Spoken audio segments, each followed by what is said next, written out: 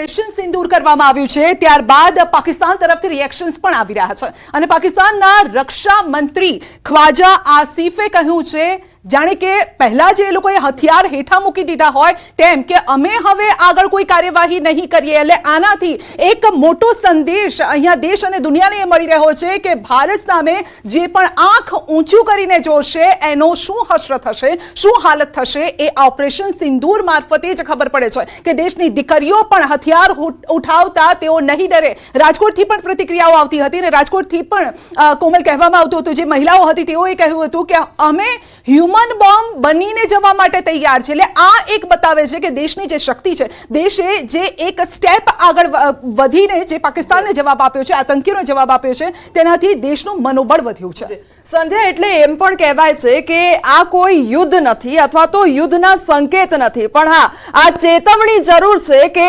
જેના દ્વારા પણ અમારી ઉપર આંખ ઉઠાઈને જોવામાં આવશે અથવા તો કોઈ પણ હુમલો કરવામાં આવશે અથવા તો અમારા ભાઈ બહેનને મોતને ઘાટ ઉતારી દેવામાં આવશે, એ પણ નિર્દોષ લોકોને તો અમે જવાબ જરૂરથી આપીશું। અને આ ચેતવણી આપવામાં આવી રહી છે કે જો હવે ફરી એકવાર પણ આંખ ઉઠાવીને જોયું અથવા તો હથિયાર ઉઠાવ્યા તો આનાથી પણ બદથી બદતર હાલત થશે। કારણ કે અત્યારે તો સૌ કોઈ જાણે છે કે અત્યારે પાકિસ્તાનને પાણી માટે પણ ફાફા મારવા પડી રહ્યા છે અને એક તરફ રોજગારી તેમના ત્યાં નથી મળી રહી અને બીજી તરફ પાણીના ફાફા અને હવે તો એર સ્ટ્રાઇક કરવામાં આવી રહી છે। અહીંયા તૈયારી ભારત દેશમાં એ ચાલી રહી હતી કે આપણે મોક ડ્રીલ કરીશું, પરંતુ હવે તો ત્યાં એ પ્રકારની પરિસ્થિતિ જોવા મળી રહી છે। ત્યારે પીએમ વધુ અપડેટ વિશે વાત કરવામાં આવે તો 3 દેશનો પ્રવાસ કરવામાં આવ્યો છે પીએમ મોદી દ્વારા। પીએમ મોદીએ વિદેશ પ્રવાસ સ્થગિત કર્યા છે, તમામ જે પ્રવાસો છે તે પણ સ્થગિત કરવામાં આવ્યા છે। પીએમ મોદી દ્વારા 3 દેશોના જે પ્રવાસ છે તે સ્થગિત કરવામાં આવ્યા છે। અત્યારની જે પરિસ્થિતિ છે તેને ધ્યાનમાં રાખીને આ તમામ જે વિદેશ પ્રવાસો છે તે સ્થગિત કરવામાં આવ્યા છે, કારણ કે એક તરફ યુદ્ધની પરિસ્થિતિ જોવા મળી રહી છે, સીધી જ ચેતવણી આપવામાં આવી છે અને બીજી તરફ પીએમ મોદી દ્વારા વિદેશના તમામ જે પ્રવાસો છે તે સ્થગિત કરવામાં આવ્યા છે। જ્યારે જમ્મુ કાશ્મીરના જે પહલગામમાં હુમલો થયો હતો ત્યારે પણ પીએમ મોદી વિદેશમાં પ્રવાસ કરી રહ્યા હતા અને તુરંત જ આ ઘટના સર્જાઈ અને તેઓ પરત ફર્યા હતા। તમામ જે બેઠકો હતી તે રદ કરવામાં આવી હતી તેમના દ્વારા અને અત્યારે પણ તમામ જે વિદેશી પ્રવાસ છે તેમના દ્વારા રદ કરી દેવામાં આવ્યા છે। અને બીજું, આજે ખૂબ જ મહત્વનો દિવસ હતો 7 મે, એટલે કે મોક ડ્રીલ યોજાવાની હતી, તેને લઈને સૌ કોઈ આતુરતાથી રાહ જોઈ રહ્યા હતા, પરંતુ આજે વહેલી સવારે જ અડધી રાત્રે જ્યારે એર સ્ટ્રાઇક કરવામાં આવી એટલે સવારથી એ જ સમાચાર સામે આવ્યા કે આપણા દ્વારા પાકિસ્તાન પર હુમલો કરવામાં આવ્યો છે, એર સ્ટ્રાઇક કરવામાં આવી છે, પરંતુ હજી આજનો આખો દિવસ બાકી છે। એ તમામ તૈયારીઓ આપણે કરવાની છે, આપણે કેવી રીતે સુરક્ષિત રહી શકીએ અને આપણા પરિવારને કેવી રીતે સુરક્ષિત રાખી શકીએ, સિદ્ધાર્થ આજે આની આખી તૈયારી કરવાની છે આપણે। અને મોટી મહત્વની વાત એ છે કે જે ઓપરેશન સિંદૂરની આપણે વાત કરી રહ્યા છે તે પ્રધાનમંત્રી નરેન્દ્ર મોદીએ સૂચવ્યું હતું જ્યારે 3 પાંખ બેઠી હતી સેનાની અને તેના અધ્યક્ષો બેઠા હતા ત્યારે કે ઓપરેશન સિંદૂર નામ રાખવામાં આવે। બીજી એક મહત્વની વાત, આમ તો ધર્મના નામે મારવામાં આવ્યા હતા, આતંકીઓ ઘૂસ્યા, ધર્મના નામે માર્યા, ધર્મને કારણે મારવામાં આવ્યા, પરંતુ ઓપરેશન લીડ કોણે કર્યું? નારી તો હતી, પરંતુ કુરેશીએ લીડ કર્યું હતું અને સાથે સ્પષ્ટ કરી દીધું કે ભારત પર ધર્મના નામે જે પણ હુમલા થઈ રહ્યા છે ભારત તેનો જવાબ પ્રોફેશનલી આપશે। ભલે તમે ધર્મના નામે આવી રહ્યા છો, પરંતુ અમે ધર્મના નામે નહીં, અમે કર્મના નામે કામ કરી રહ્યા છે અને ગીતામાં કીધેલું છે જે હણે તેને હણો અને ભારતે એ કરી બતાવ્યું છે। આ હજી પણ એ જ ગાંધીનું ભારત છે કે જે અહિંસામાં માને છે, પરંતુ હવે કોઈ આંખ સામે આંખની વાત નહીં, આંખ સામે આખું શરીર અને એ પણ 72 હુરો પાસે જાય પંકજ, તે પ્રમાણેની કાર્યવાહી હશે। બિલકુલ, હમણાં સવારે જ્યારે પૂર્વ વિંગ કમાન્ડર વિજય કર્ણિક મારી સાથે જોડાયા હતા ત્યારે એમણે કહ્યું હતું કે ભારતની આ તો શરૂઆત છે આતંક સામેની, પરંતુ આગળ પણ આ પ્રકારની કાર્યવાહી ભારત કરી શકે છે, કારણ કે જે 9 ઠેકાણાઓ પર નેસ્ત નાબૂદ કર્યા છે એર સ્ટ્રાઇક કરીને એ શરૂઆત છે, પરંતુ હજુ પણ ઘણા બધા એવા લોન્ચપેડ છે પાકિસ્તાનમાં કે જ્યાં પાકિસ્તાનીઓ હજુ પણ ત્યાં સુરક્ષિત છે, મહેસૂસ કરે છે સુરક્ષિત પોતાની જાતને અને હજુ પણ તેઓ ભારતમાં ઘૂસણખોરી કરી શકે છે। હવે બીજી એક મહત્વની વાત અહીંયા આવી રહી છે કે ઇસ્લામાબાદમાં તમામ શાળાઓ આજે બંધ છે।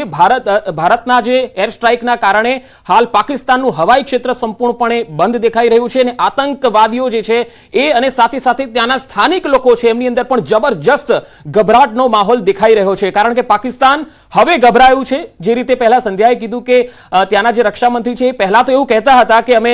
પરમાણુ અથવા અણુબોમ્બનો પણ યુઝ કરીશું, પરંતુ હવે તેઓ રડવા લાગ્યા છે અને હવે તેઓ કહી રહ્યા છે કે ભારત જો હુમલો હવે ન કરે તો અમે આગળ હુમલો નહીં કરીએ. પરંતુ હજુ મને એ શક્યતા લાગે છે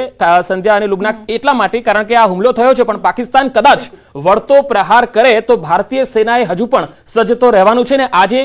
સેનાએ પણ કહી દીધું છે કે વળતો પ્રહાર જો થયો તો એને યુદ્ધ માનવામાં આવશે. બિલકુલ પંકજ, જે પ્રકારથી વળતો પ્રહાર જો થયો તો તેને યુદ્ધ માનવામાં આવશે, વાત તમે કહી. અને સાથે સિદ્ધાર્થની એક વાત કે ગીતામાં લખ્યું છે કે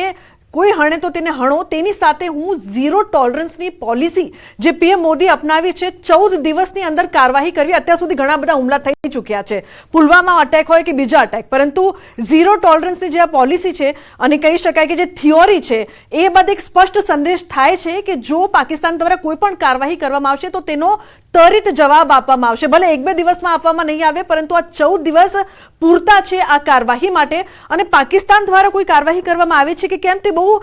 સંધ્યા મોટો પ્રશ્ન થઈ જશે, કારણ કે પાકિસ્તાન એટલી રીતે સજ્જ અત્યારે નથી અને જો એ વળતો હુમલો કરે છે તો તેના સાઇડ ઇફેક્ટ તેને ભોગવવા પડશે. જેને પાણી પીવાના ફાંફા છે, જેના ઘરમાં સબ્જી નથી પ્રોપર બની રહી, રોટલી માટે લોટ મોંઘો છે, એ પાકિસ્તાન કેવી રીતે ભારતની બરાબરી કરી શકે? આ સવાલ ફક્ત ભારતીયોને નથી, આ સવાલ દુનિયાને પણ થઈ રહ્યો છે. ભલે એને અમેરિકા અથવા તો ચીન તેને મદદ કરતું હોય, પરંતુ દેશના વડાઓએ દેશના નાગરિકોની રક્ષા કરવાની છે. હવે કેવી રીતે કરશે ખબર નથી, પરંતુ આપણે ભારતની વાત કરીએ તો ભારતમાં કઈ રીતે અત્યારે ચાલી રહ્યું છે. ભલે ઓપરેશન સિંદૂર કરવામાં આવ્યું, પરંતુ ત્યાંથી ભારતીયો અટક્યા નથી, ભારતીય સેના અટકી નથી, અથવા તો ભારતનું મનોબળ ત્યાંથી અટક્યું નથી. ભારતમાં અલગ અલગ જગ્યાઓ પર અત્યારે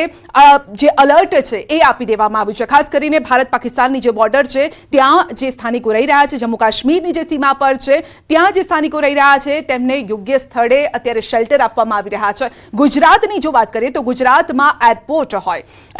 આ સાથે જ જે રેલવે સ્ટેશન છે, જાહેર સ્થળો છે, અને સૌથી મોટી વાત જે છે જળ સીમાઓ છે ભારતની અને ગુજરાતની જે જળ સીમા છે, 1600 કિલોમીટર લાંબો જે આ દરિયા કિનારો છે ત્યાં અત્યારે ચાક ચોબંધ વ્યવસ્થા કરવામાં આવી છે. માછીમારોને પણ એક મેસેજ આપી દેવામાં આવ્યો છે કે જો કોઈ પણ શંકાસ્પદ ગતિવિધિ આપને જોવા મળે અથવા તો આપને કંઈક એવું શંકાસ્પદ લાગે, તુરત જ તંત્રને અલર્ટ કરો, કારણ કે ભારત હવે કોઈ પણ નાની એવી ચૂક કરવા માટે નથી ઈચ્છી રહ્યું. કોમલ,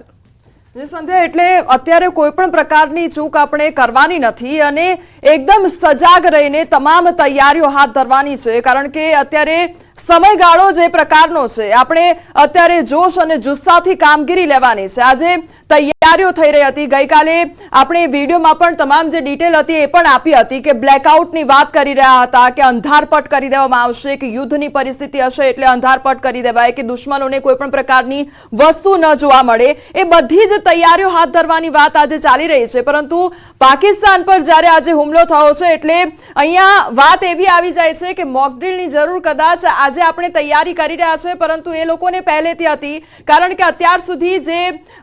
એર સ્ટ્રાઇક કરવાની વાતો હતી ત્યારે તે લોકો દ્વારા પરીક્ષણો કરવામાં આવી રહ્યા હતા. તમામ જે સેનાના પાંખ દ્વારા જે પરીક્ષણો થઈ રહ્યા હતા તેનું પરિણામ ક્યાંક હવે પાકિસ્તાન તરફથી જોવા નથી મળી રહ્યું, કારણ કે આપણા દ્વારા તો હુમલો કરી દેવામાં આવ્યો, પરંતુ એમની તૈયારી શું છે એ કોઈ જ જોવા નથી મળી રહી. ને અત્યારે જાણે ફફડી ગયા હોય તે લોકો, એ પ્રકારની પરિસ્થિતિ ઊભી થઈ ગઈ છે. સિદ્ધાર્થ, અને સૌથી વધારે મહત્વની વાત છે કે જે દેશની અંદર શૂરવીરો છે તે દેશની ધરતી ઉપર કવિઓ પણ છે. વજૂદ તુમ્હારા મિટા દેંગે શબ્દો સાથે કવિતા પણ લખાઈ ગઈ છે.